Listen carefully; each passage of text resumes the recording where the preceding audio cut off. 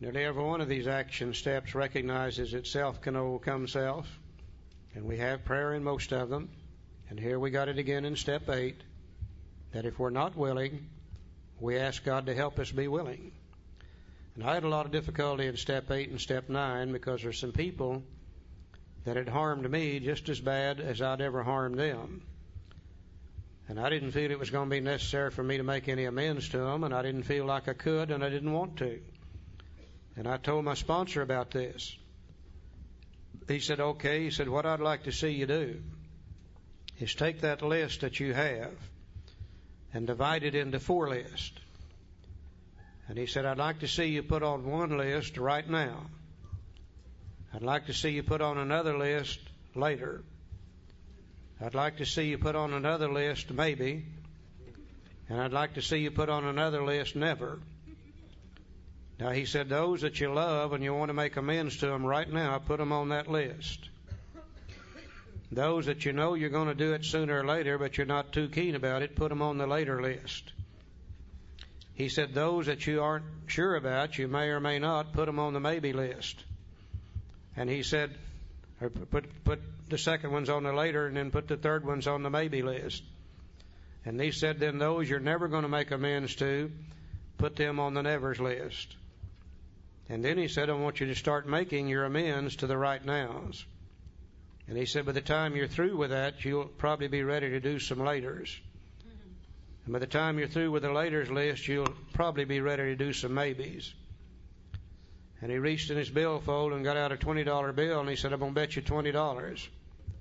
By the time you're through with the maybes, you'll be ready to start on the nevers. And the old fool was exactly right. You know, I was trying to block myself off entirely from step 8 and 9 by using 3 or 4 names, and he didn't let me do that. He gave me a process by which I could become willing to make amends to them all eventually. And it really did work for me. So if you got that problem, or you're working with somebody that got that problem, try the 4 list. Right now, later, maybe, and never. And it really works. Okay. After we've got the list, we're willing. Over on page 77, we begin to look at step 9. Now, step 9 is a definite 3-part step. The first part tells us the kind of amends to make. We made direct amends wherever possible. Direct amends is probably eyeball to eyeball, face to face, one-on-one. So he tells us the kind of amends to make, direct amends.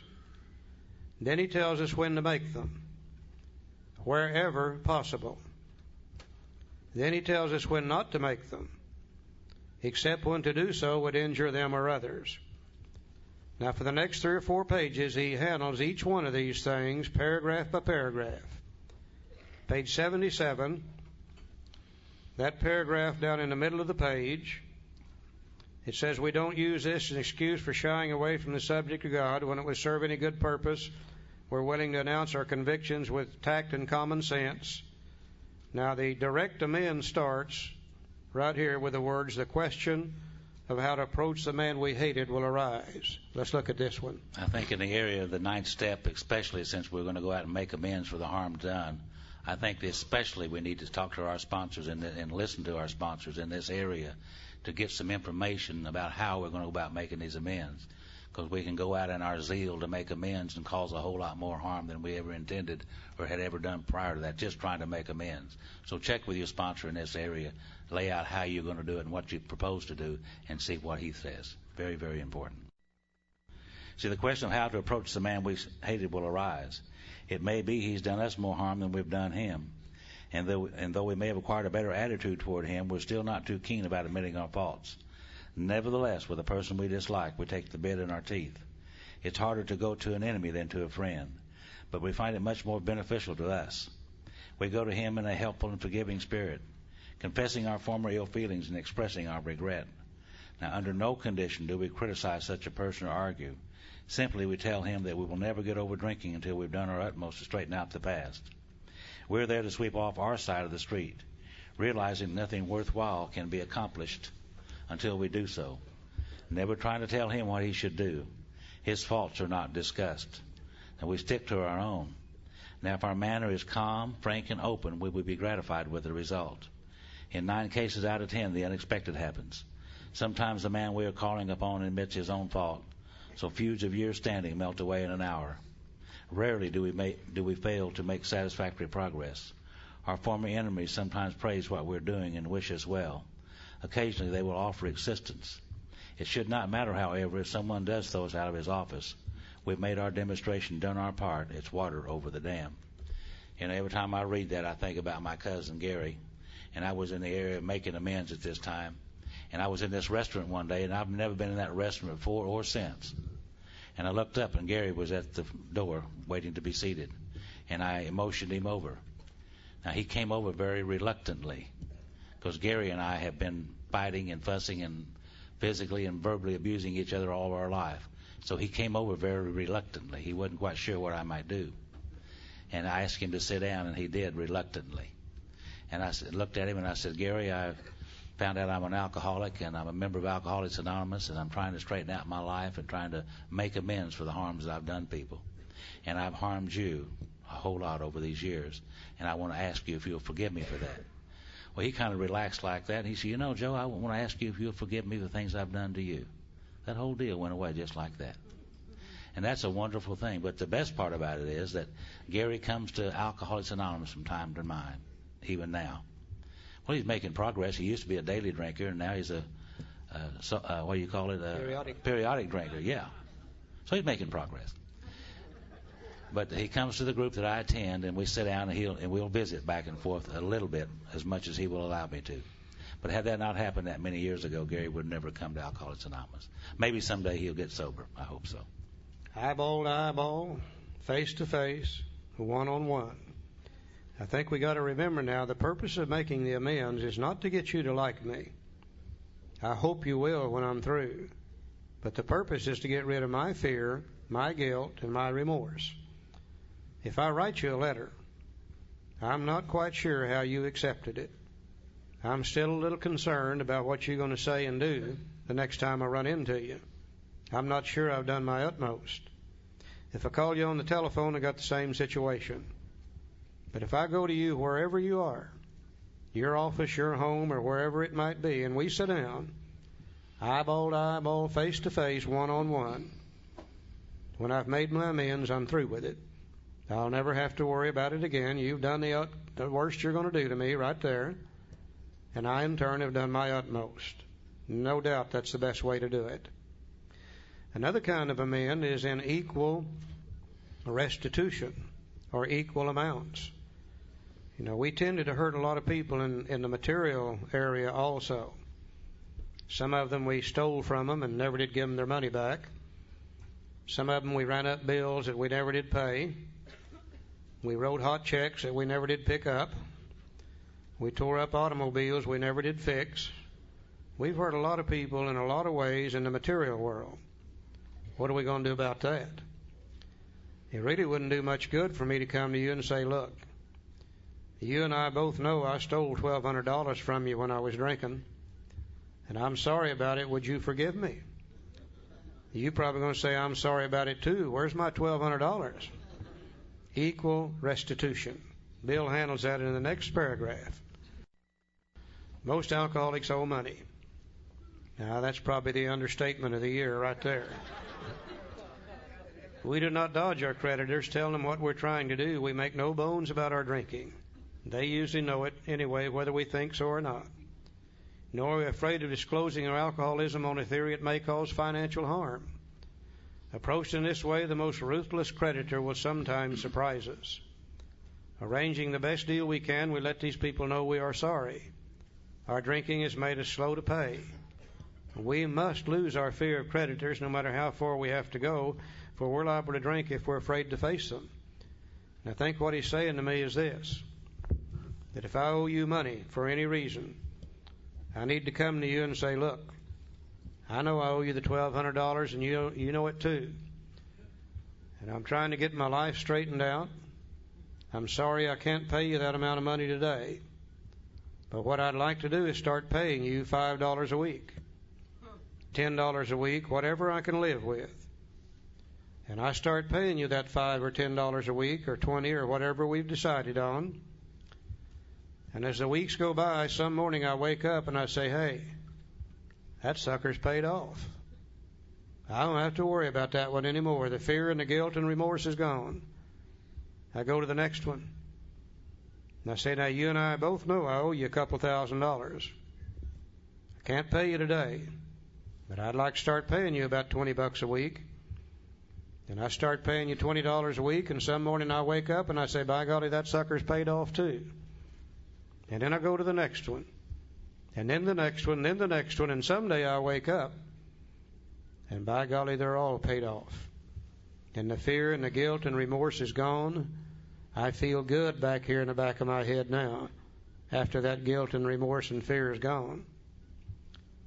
Now, a guy came to me one time, and we were discussing this. And he said, Charlie, if I tried to pay them so much a week, do you know how old I'd be before I got them paid off? I said, you'll be the same age as you would be if you didn't pay them off. It don't make any difference.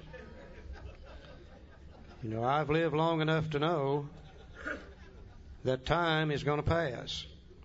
I wish I could stop it, but I can't.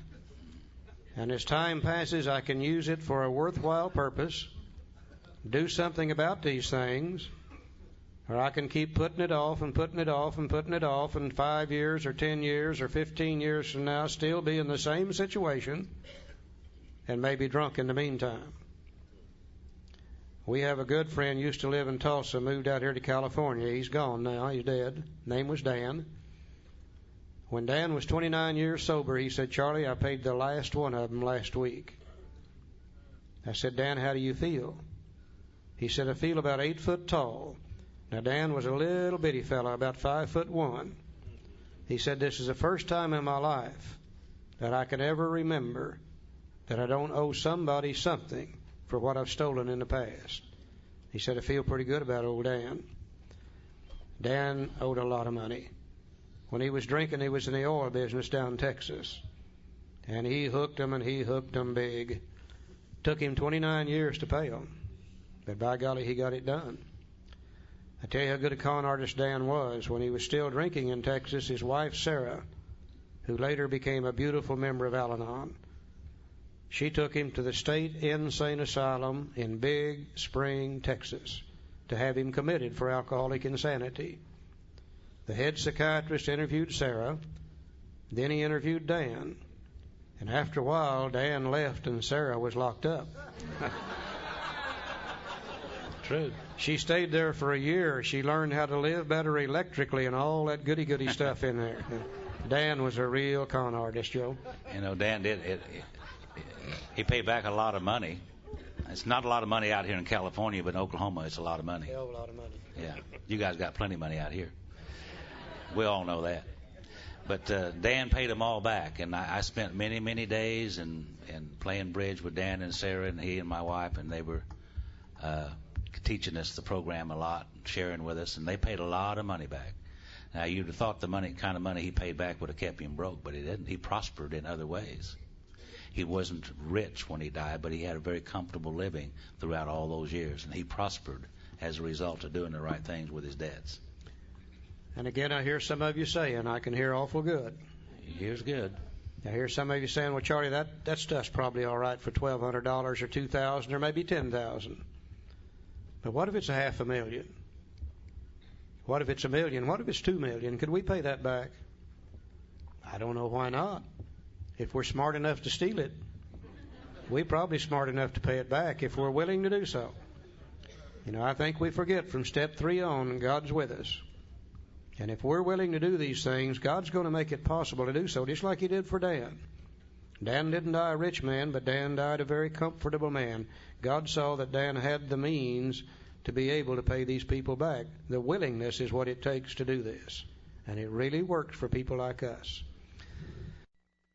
On page 79, about the middle of the page, it talks about where other people are involved. And we need to really, really consider this now. Sometimes in our zeal to be forgiven for the things we've done in the past, we make amends where we end up hurting the one we owe amends to even more, or possibly hurt somebody else. And if we do that, then sooner or later we're going to have to go back and make amends for that too. So we have to be very, very careful whether other people are involved. Over on page 80. There he had an example on page 80 where he went to the people involved and got their permission to make the amend before he made it, in order to be sure everything was going to be okay. Bottom of page 80, he starts talking about domestic troubles.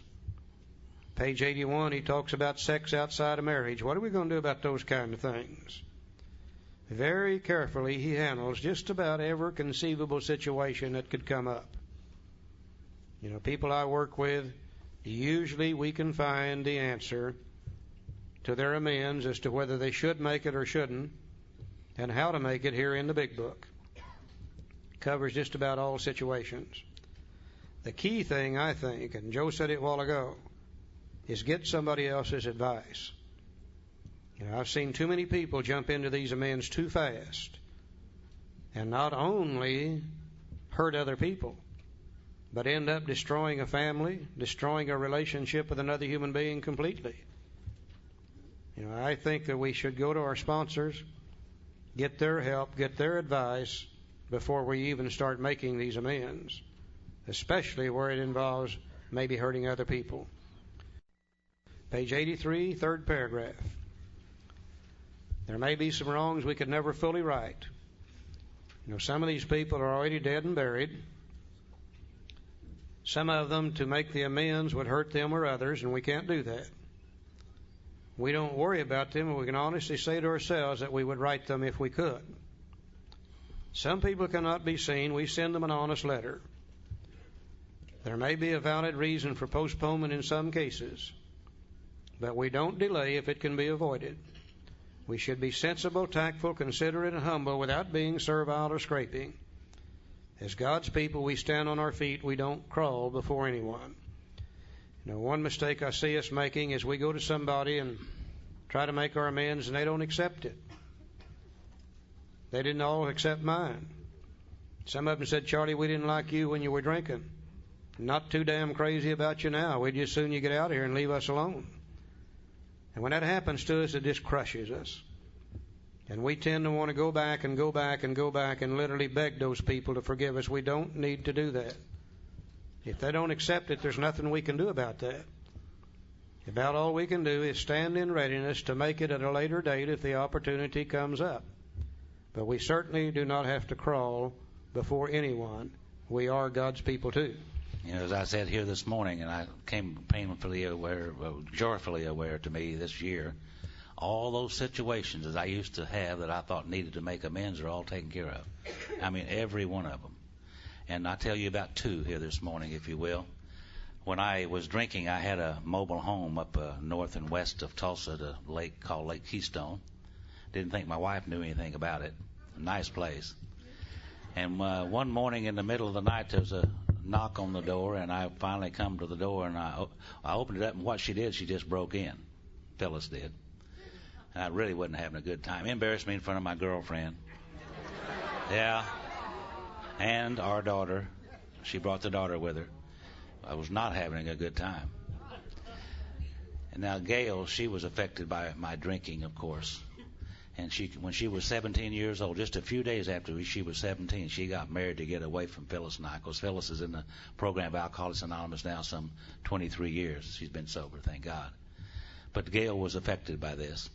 And the book says a remorseful mumbling won't fill the bill at all. Well, of course, I tried to make a few amends verbally to Gail, and, you know, that didn't, she said it's okay. But it wasn't until 6 years ago.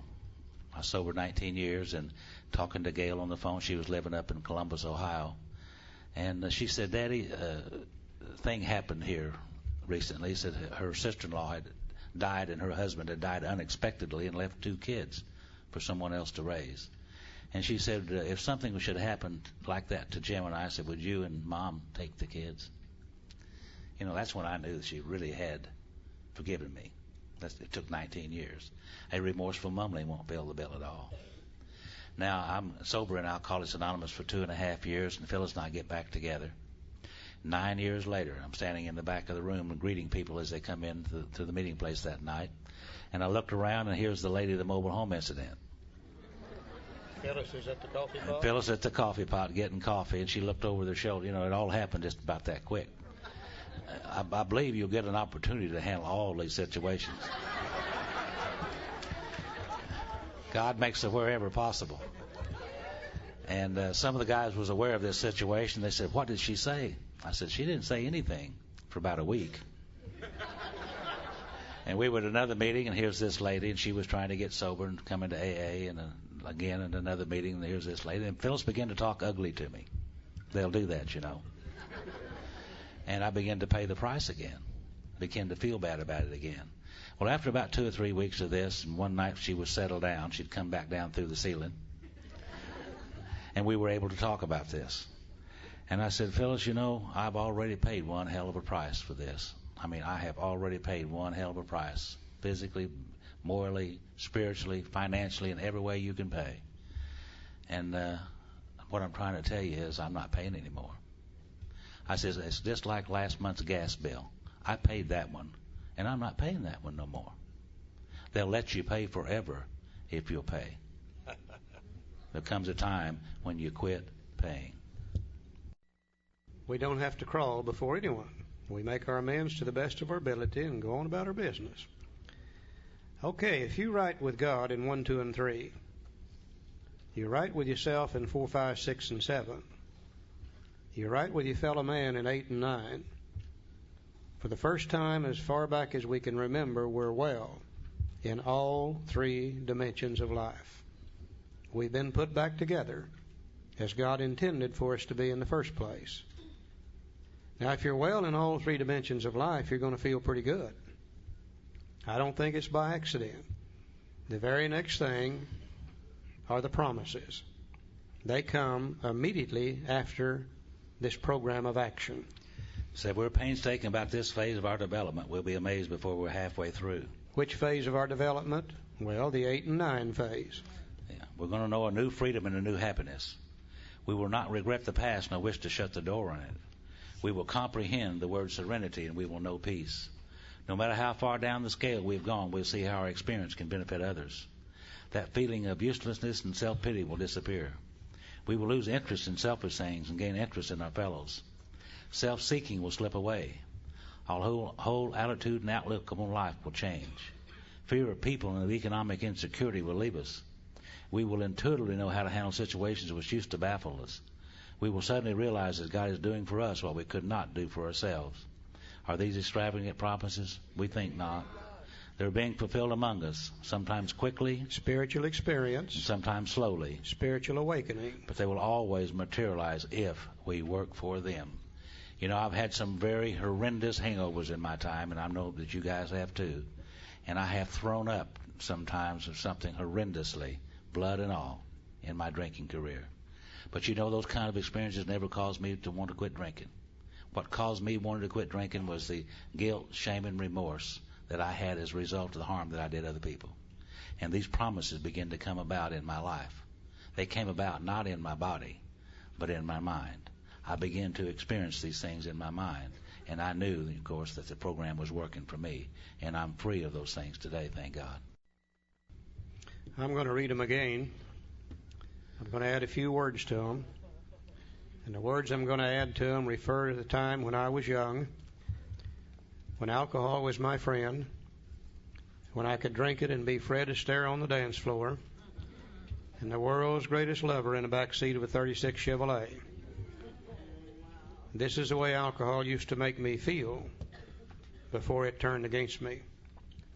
Whenever I took a drink of alcohol, I knew a new freedom and a new happiness. Whenever I took a drink of alcohol, I did not regret the past nor wish to shut the door on it. Whenever I took a drink of alcohol, I would comprehend the word serenity and I would know peace. Whenever I took a drink of alcohol, no matter how far down the scale I had gone, I could see how my experience would benefit others. Whenever I took a drink of alcohol, that feeling of uselessness and self-pity would disappear. Whenever I took a drink of alcohol, I would lose interest in selfish things and gain interest in my fellows. Whenever I took a drink of alcohol, self-seeking would slip away. Whenever I took a drink of alcohol, my whole attitude and outlook upon life would change. Whenever I took a drink of alcohol, fear of people and economic insecurity would leave me. Whenever I took a drink of alcohol, I would intuitively know how to handle situations which used to baffle me. Whenever I took a drink of alcohol, I would suddenly realize that alcohol was doing for me what I could not do for myself. Now think about that a moment. My God, no wonder I love to drink. When you find anything that will do that much for you, you immediately become mentally addicted to the use of it, whatever it is. If it had been chocolate ice cream, my God, I would have been addicted to chocolate ice cream. If it had been Hostess Twinkies, it would have been Hostess Twinkies. If it had been gambling, it would have been gambling. Mine was alcohol. Alcohol did for me what I could not do for myself, and it was my friend, and it worked for me like magic for years. But one day, alcohol turned against me, and all the things I was afraid would happen to me now began to happen because of the alcohol itself. I became a very, very confused individual, not knowing I was alcoholic, not knowing I would never be able to recapture these feelings from alcohol. I spent the last 4, 5, 6 years of my drinking desperately trying to get these things back from alcohol. Almost destroyed me in the process. I came to AA. You gave me a book. I found a little program of action in this book. I began to apply it in my life. And one day I woke up and found these promises in my head. And I suddenly realized that the first 9 steps of Alcoholics Anonymous are doing just exactly for me what alcohol used to do for me when alcohol was my friend. You see, that's why I don't drink today.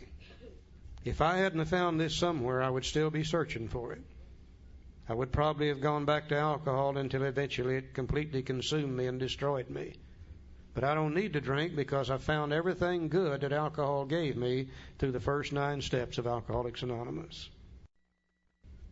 That's the miracle of Alcoholics Anonymous. And at the same time I realized it's given me the good, I also realized the first 9 steps have never turned against me, as alcohol did. I've never been placed in jail because of the first 9 steps. No lady has ever drugged me through a divorce court because of the first 9 steps. I've never vomited. Damn near did a time or two, but I've never really vomited because of the first 9 steps. You see, that's the miracle. And if you read those promises, you'll notice they all deal with the mind. None of them deal with the body. We came here restless, irritable, discontented, filled with shame, fear, guilt, remorse, worry, anger, depression, and etc. We've worked the steps. We received the promises. Certainly we have undergone a change in our personality. We have undergone a spiritual awakening already. Now, if that's true, then what's the purpose of the last 3 steps? And many people will tell us the last 3 steps are to maintain our sobriety. I will agree that they will help us stay sober. But the word maintenance itself is a misnomer. To maintain something means to keep it as is. And another natural law applies. Nothing in our universe ever stays as is. Everything in our universe is in a constant state of change. It's either growing or it's dying. It's progressing or it's regressing. It's going forward or it's going back. Now, we've made a tremendous amount of spiritual growth through the first 9 steps if we've got the promises. But if we tried to maintain this, eventually we start slipping back. And we start having trouble with people, then with ourselves, then with God, and we end up drunk all over again. Now, how do I know that? I see it happen in AA over and over and over again.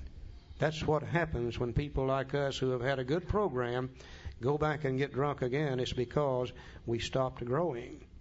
And you can't stop growing. If you do, you'll start dying.